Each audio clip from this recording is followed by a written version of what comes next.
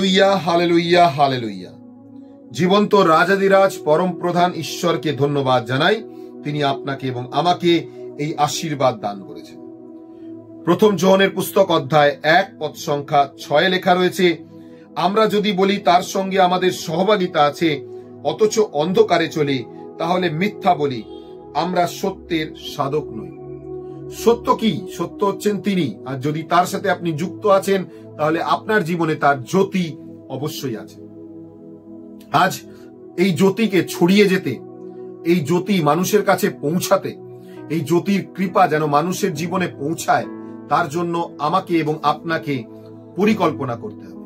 ঈশ্বরের প্রেম, দয়া, কৃপা আর অনুগ্রহ যেন আমাদের জীবনে নেমে আসতে পারে।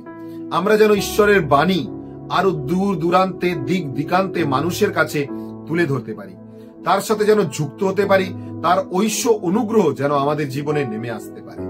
আসুন আজকে এই বাক্য মানুষের কাছে তুলে অবশ্যই ধরি। শেয়ার করুন, কমেন্ট সেকশনে যান, কমেন্ট অবশ্যই লিখুন। প্রতি সোমবার বিকেল 5টায় আমরা অক্সিলিয়াম রিট্রিট সেন্টারে আরাধনা স্তুতির মধ্যে যুক্ত হই। যদি আপনি চান যুক্ত হতে পারেন। ঈশ্বর আপনাকে আশীর্বাদ দান করুন। জয় যিশু।